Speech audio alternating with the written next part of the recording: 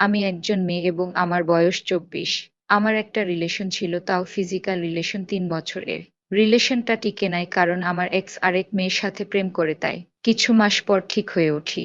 এরপর আমার পরিবার ছেলে দেখতে থাকে। আমার পরিবার যেই ছেলে দেখে সে আবার অনেক উচ্চবিত্ত পরিবারের একমাত্র ছেলে। এসব আমি জানতাম না, পরে জানি বিয়ে ঠিক হওয়ার পর। তাদের বিভিন্ন ধরনের ব্যবসা। আমার পরিবার খোঁজ নিলে তাদের খালি প্রশংসা দেখেন। এমনকি গরিব মানুষ থেকে শুরু করে বড় চাকরিজীবী তারাও তাদের ভালো বলে। ছেলের বাবা ও মাকে অনেক ভালো মানুষ। তার মা ছেলেকে অনেক হার্ড গাইড ভাবে বড় করে।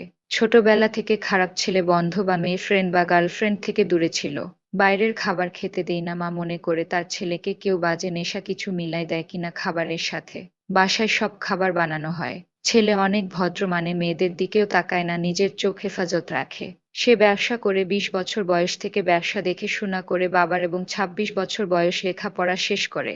ছেলের বয়স ২০, তখন অনেক ভালো প্রস্তাব আসে কিন্তু কম বয়স, তাই তখন বিয়ে দেয় না। আমাকে ছেলের পরিবার দেখতে আসে এবং ছেলের মা আমাকে অনেক পছন্দ করে। সে আমাকে তার মেয়ের মতো রাখতে চায়। ছেলে এবং আমি আলাদা কথা বলতে বলতে সে বলে তার মা আমাকে অনেক পছন্দ করেছে এবং তারও আমাকে ভালো লাগছে। আমার কেউ ছিল কিনা আগে বা পরিবারের চাপ দিতেছে কিনা আমাকে জিজ্ঞেস করলে আমি সত্য কথা বলি না ভয়ে। কারণ আমার পরে যদি বিয়ে না হয় আর আমার পরিবার জেনে যাবে আমার আগে রিলেশন ছিল, তাও ফিজিক্যাল রিলেশন। ছেলের ব্যবহার অনেক অনেক ভালো আমি ফিল করতে থাকি।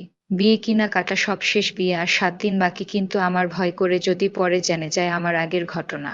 আমি বিয়ে কিভাবে মনে করতে ইচ্ছুক না, ছেলে ভালো এবং তার রিলেশন ছিল না আগে। কিন্তু আমার পরিবার জেনে যাবে যদি বিয়ে না করি বা বলে দিয়ে আর পরে বিয়ে নাও হতে পারে জীবনে। আমি কি করলে ভালো হবে, কি করতে পারি, আমাকে ভালো উপদেশ দিবেন প্লিজ।